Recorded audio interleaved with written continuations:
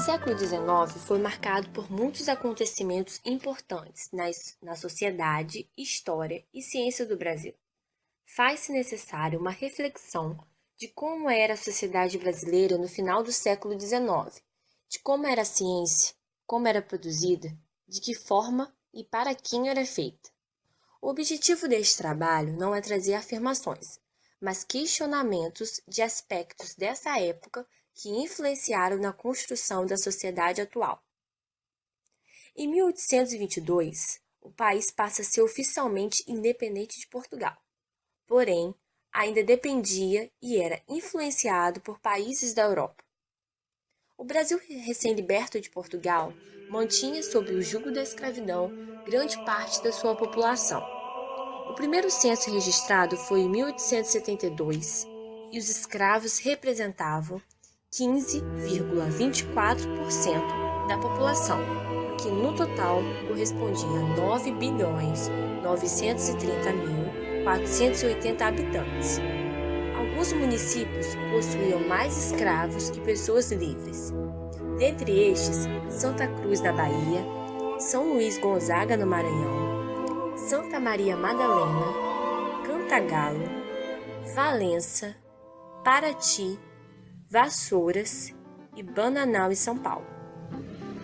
As pressões econômicas e políticas da França e Inglaterra, que viviam o começo da Revolução Burguesa e Industrial, necessitando de mercado consumidor, levaram à criação de leis que gradativamente aboliam a escravidão, como a Lei do Ventre Livre, aprovada em 1871, um ano antes do censo de 1872, a Lei dos Sexagenários, Lei Pilhardden, que permitia à Inglaterra atacar os navios negreiros com destino ao Brasil, e por último, finalmente, Lei Áurea, em 1888, terminando com o processo de abolição da escravidão no Brasil.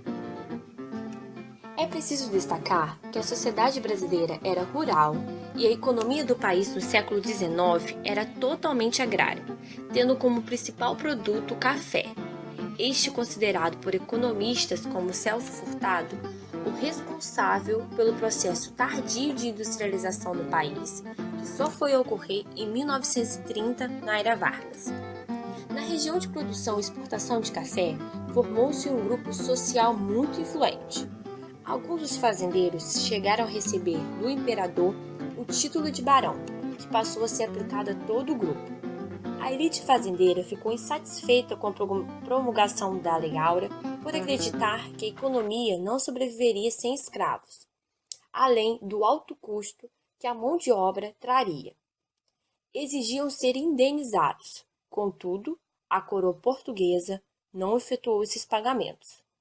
Esse cenário marcado pela insatisfação dos fazendeiros contribuiu para o fim da monarquia e o início da República em 1889.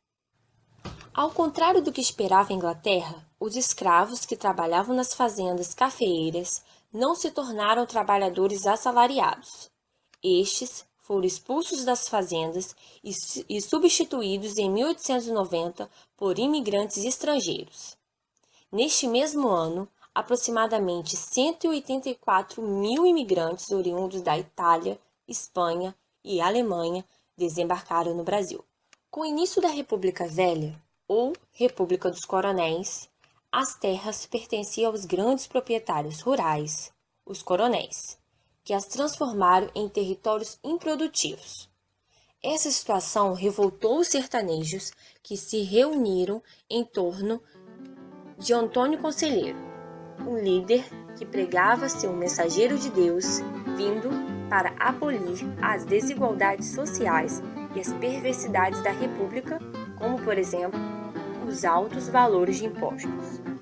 Surge, em 1896, a rebelião que ficou conhecida como Guerra de Canudos, em virtude da situação precária em que vivia a população dos sertões nordestinos, sem terra e obrigada a se submeter aos roubos dos coronéis.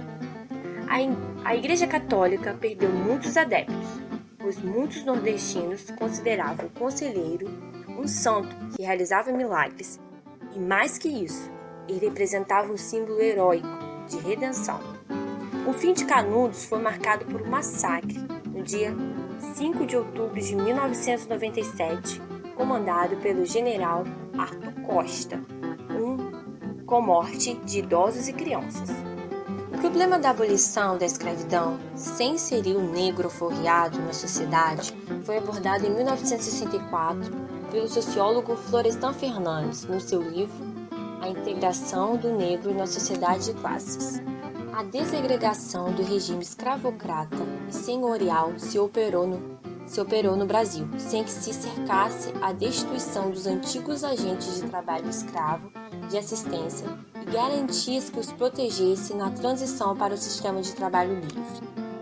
Os senhores foram eximidos da responsabilidade pela manutenção e segurança dos libertos, sem que o Estado, a Igreja ou qualquer outra instituição assumisse encargos especiais que tivessem por objeto prepará-los para o novo regime de organização da vida e do trabalho. Essas facetas da situação imprimiram à abolição o caráter de uma expoliação extrema e cruel. A imigração estrangeira para substituir a mão de obra escrava negra foi muito além de uma questão econômica.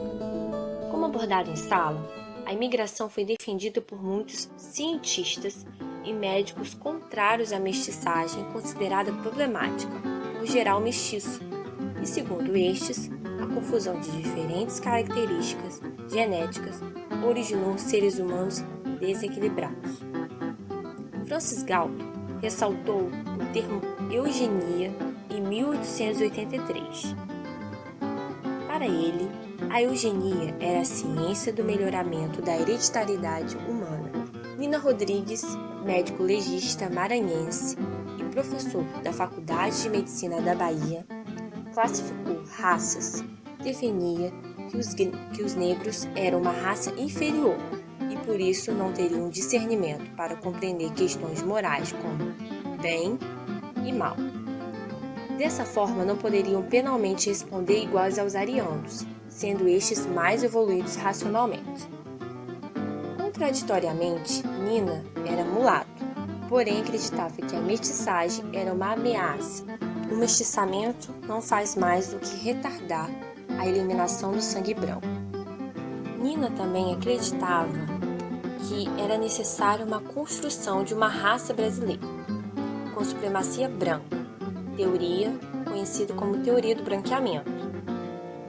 Isso fica evidente na seleção dos europeus que viriam para o país, excluindo os portugueses, com a crítica que os que vieram para povoar e colonizar fracassaram, excluindo também os africanos e os asiáticos. Um decreto que tratava da imigração foi promulgado em 1890 pelo governo provisório.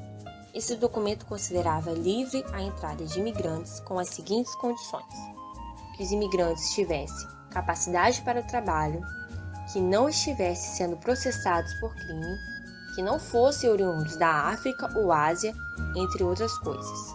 A ideia da superioridade e inferioridade de raças eram algumas das teorias e tentativas de produzir explicações sobre o atraso brasileiro na busca do progresso. Muitas fórmulas de origem europeias foram propostas por políticos e intelectuais brasileiros, principalmente médicos. Os médicos, como intelectuais, autodelegaram-se a missão de higienizar a sociedade, mas particularmente higienizar por meio da educação, elegendo a escola como principal espaço de sua intervenção. Ao se apresentarem como promotores de uma possível ruptura com o passado colonial, operaram um ideário de construção de uma nova escola, higienizadora, moderna e civilizada. Os médicos se intitularam capazes de prescrever formas civilizadas de viver e, nessa condição, alcançaram em ampla jornada. Elaboraram e disseminaram regras de conduta para a família, sociedade e escola, nas quais a ciência da higiene era a estratégia necessária que assumiu significado singular na construção de um discurso, particularmente no início da República Brasileira.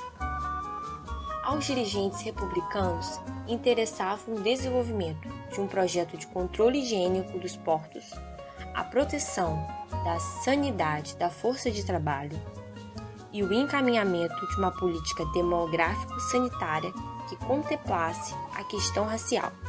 Como retratado em O Espetáculo das Raças, de Lília Moritis, o surgimento das faculdades de Direito e Medicina estabelecia papel preponderante no fortalecimento dos discursos raciais, como a eugenia e o higienismo, teorias de grande influência dos pensamentos e teorias europeias como o positivismo, evolucionismo, o social-darwinismo e o determinismo. No livro Casa Grande e Senzala, de Gilberto Freire, o autor aborda que todo brasileiro tem um pouco de sangue negro e defende a importância dos africanos na construção do Brasil em todos os aspectos: cultural, econômico, social e sexual. O último, o autor aponta como um fator alimentador distintos luminosos. Em populações meridionais do Brasil, Oliveira e Viana possui a intenção de identificar uma interpretação acerca da formação da sociedade brasileira. Nessa obra, o autor busca no Brasil colônia as raízes e as razões pelas quais somos incapazes de atuar de maneira impessoal no espaço público. Além disso, vemos nesse estudo uma das principais utilizações da noção de patriarcalismo no Brasil, concepção esta que perpassou e ainda perpassa uma série de estudos brasileiros que buscam compreender a nossa formação, nossas especificidades como povo e as peculiaridades da nossa vida pública. Um traço marcante do raciocínio de Oliveira e Viana nessa obra é a necessidade de explicar o Brasil não só por dimensões culturais, sociais e políticas. Para o autor, é relevante compreender o povo brasileiro considerando a terra, a natureza, a morfologia e a geografia do espaço no qual ele habitou e se construiu.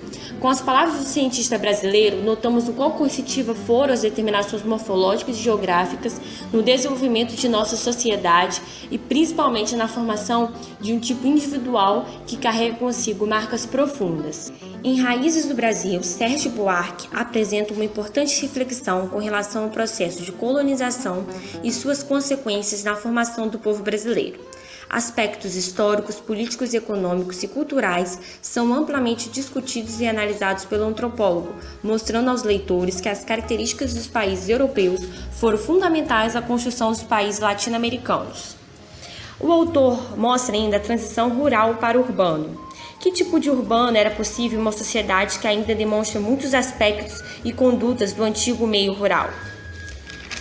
O autor trata da cultura da personalidade, sentimento de autonomia e independência de um indivíduo que se sobressai em relação aos demais, isto é, tudo como um valor, sendo desejável e admirável.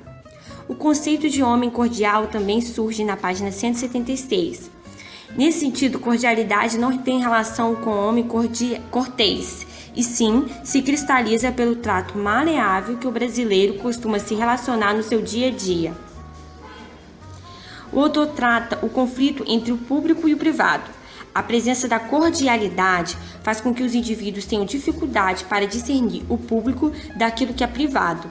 Dessa maneira, as pessoas acabam usando de suas preferências particulares, que deveriam ficar restritas aos relacionamentos e aos assuntos privados, acabam sendo empregados no âmbito público.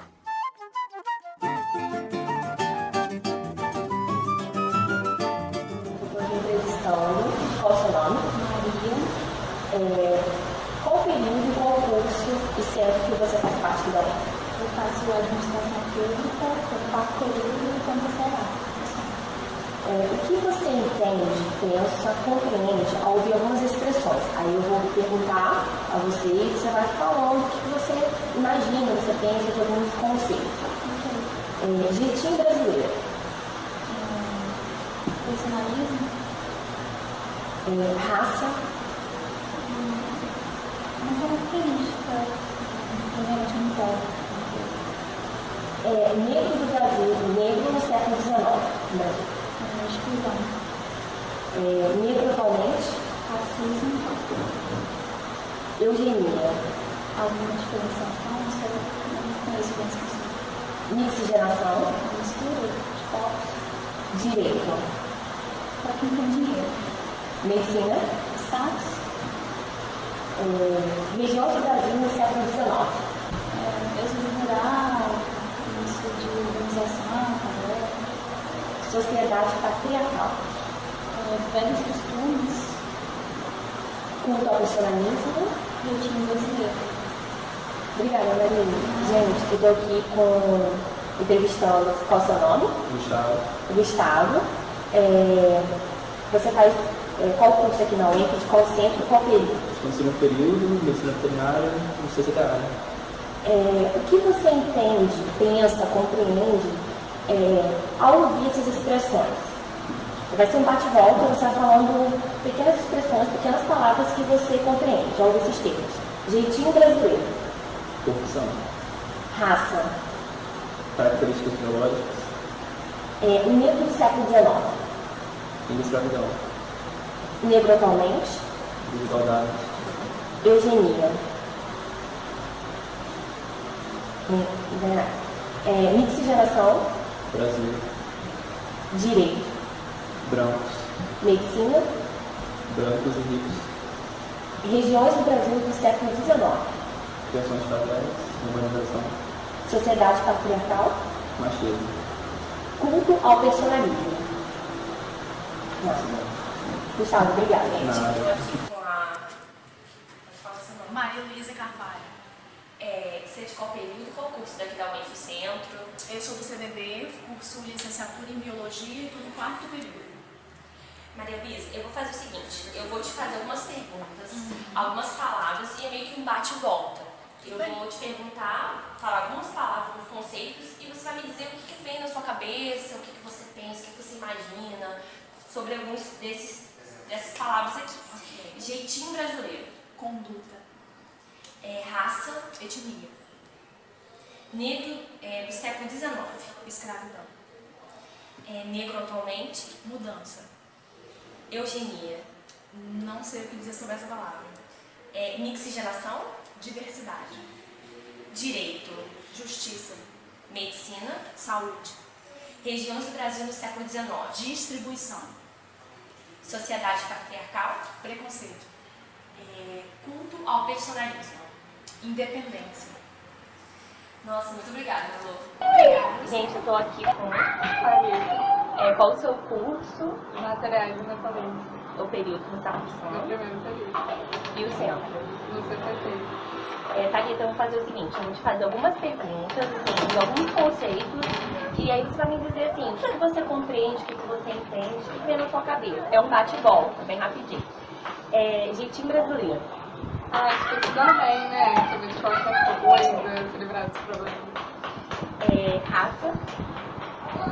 Ela define, mas também limita. Negro do século XIX. Acho que uma coisa mais fragilizada. Negro atualmente. Uma coisa empoderada, fortalecida, melhorada. No sentido de mais valor. Eugenia. Não sei. Mixigenação. Eu acho que é uma mistura. Direito. Uma justiça mais imparcial, mas que não tem muito a ver sempre com igualdade. Medicina.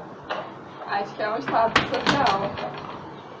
Regiões do Brasil no século XIX. Não me interessa. Sociedade patriarcal. Também não é. Culto ao personalismo. Acho que é uma necessidade de se sentir representado, ser representado. Tá bom, muito obrigada, Thalita.